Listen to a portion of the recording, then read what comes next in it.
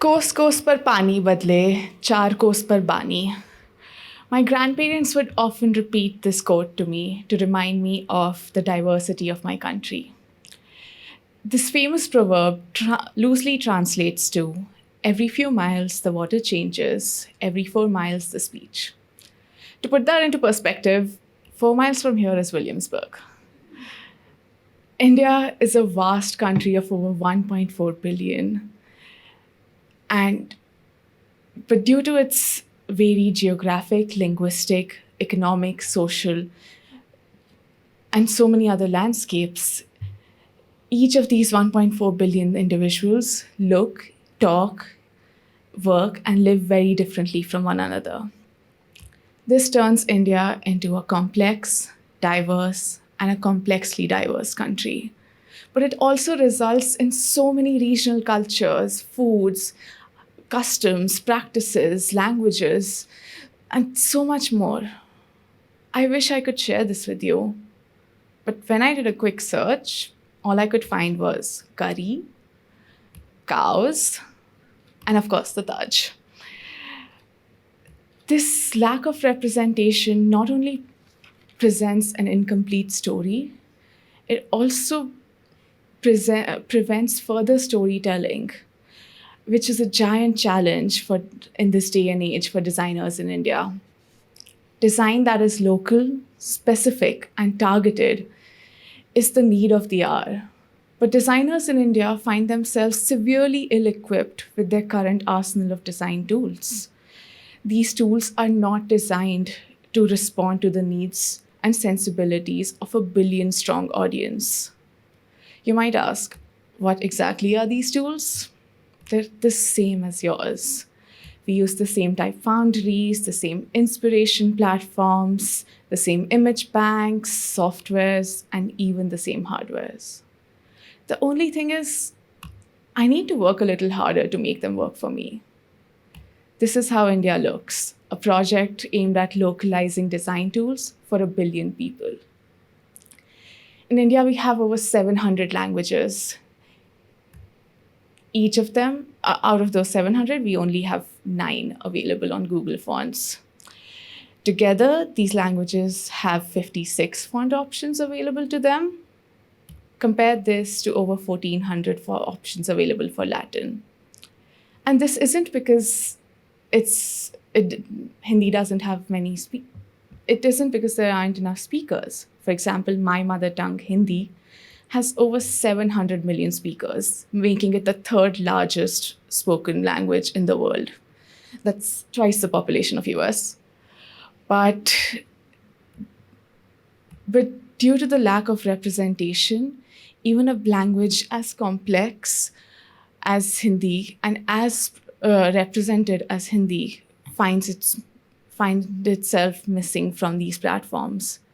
But because it's been retrofitted into a QWERTY keyboard made up of alphabets, half the number of the alphabets, forcing the designer to forcing each key and the designer to perform multiple tasks, impeding both their speed and intelligence, making them deprioritize practicing in any other language but English. So I started wondering, instead of retrofitting it into the existing system, what if we broke away from it? Introducing Lipi, a Devanagari keyboard designed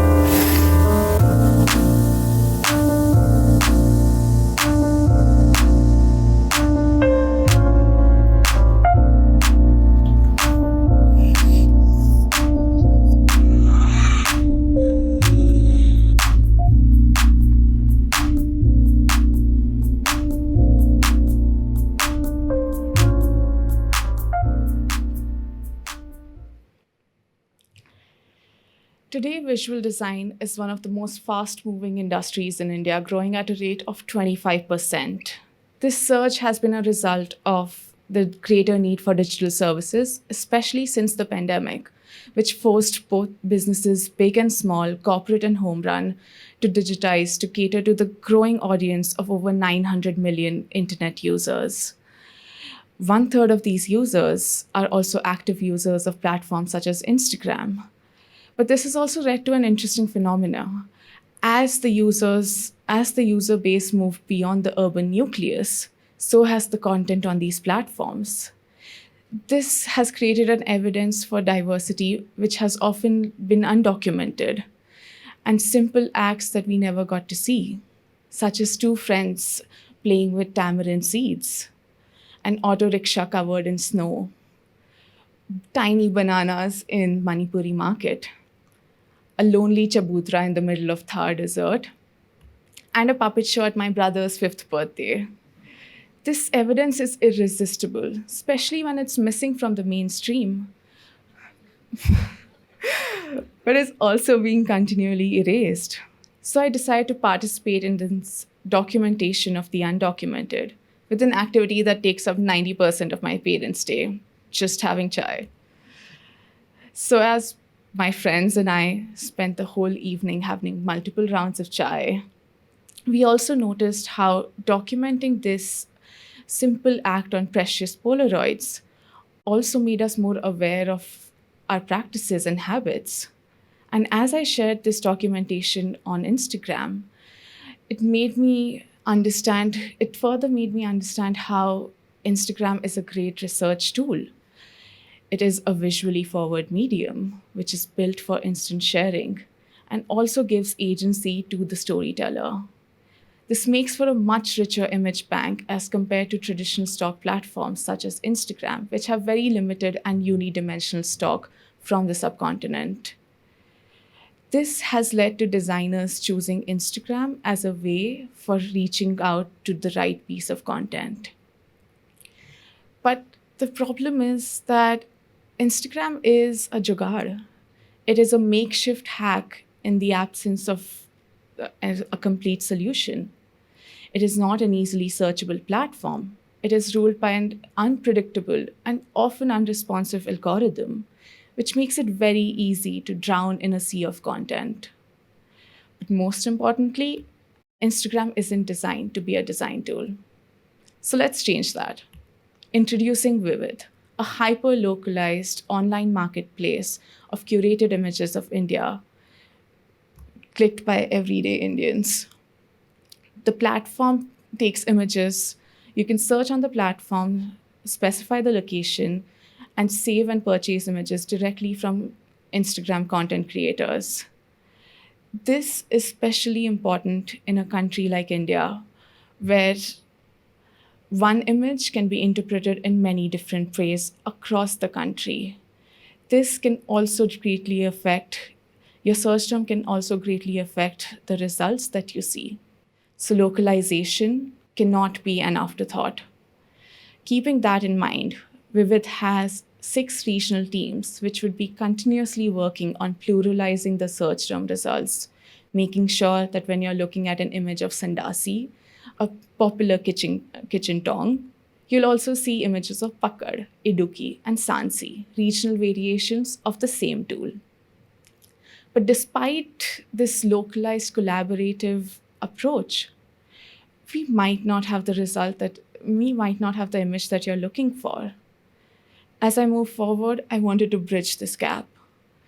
So we would be taking the failed search term results and converting them into incentivized photo prompts for our growing community of content creators. We do this by having a co-op model with a fixed percentage of profit sharing, along with bonuses for addressing these photo prompts and filling the gaps. The aim is to pluralize, localize, and optimize your image search responsibly. But why are we talking about generating images, collecting images in the age of generating? DALL-E, Adobe Firefly, Midjourney, these are the tools of the future and which are impacting how we generate images and think about image making as a whole. But the problem is, these tools still don't work as well for me as they do for you. When I was looking for an image of women wearing dupatta, I saw these results. So I gave it more information, which took me even further away.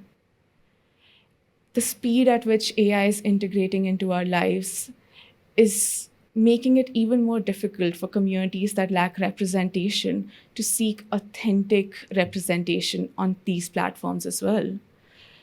This leads to creation of images that generate the same harmful stereotypes, and creates also leads to just a single story. But the problem is not in these image generators. The problem is in the data sets. So I started looking at how these data sets collect information. And the answer was right in front of me. In order to sign up to these platforms, I had to verify that I was a human. So I did that by clicking on every fire hydrant, every bus, every crosswalk. reCAPTCHA is a service by Google to protect websites and to also tell bots and humans apart. It is also used to train the same bots. So I figured, if you're going to make me train the bots, let me help you. Help it, help me.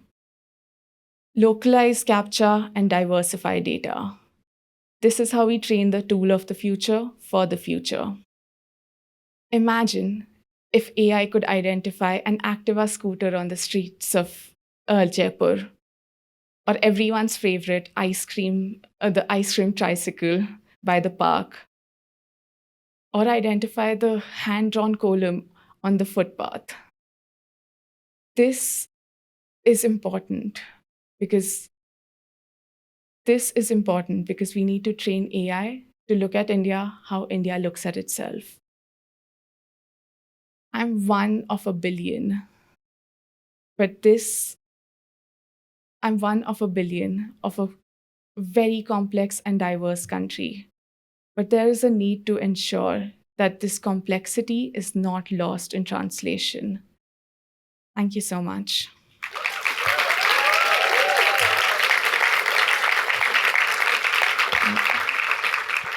Wonderful exploration. Congratulations. From an Indian perspective, design still operates like a colonial enterprise. What do you want people to take away from your thesis today? I think it's important to realize that design, like we often talk about how design is everywhere and it exists in all spaces, but we still approach the formal education of design or discourse on design as an export item. It's the same ideas of what is good design being exported around the world.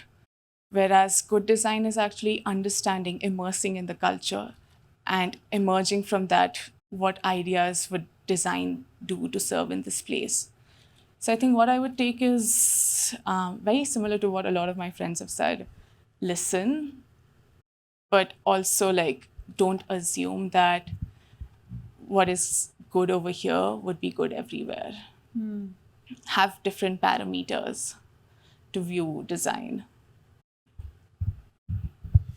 I'm sure there's a lot of folks out there probably watching on the live stream who'd like to connect with you on this issue. How do they find you? I think I'm very easy to find just anywhere. Email, Instagram. Well, don't miss the opportunity. There's a wave coming. Thank you. This is amazing work. Thank you.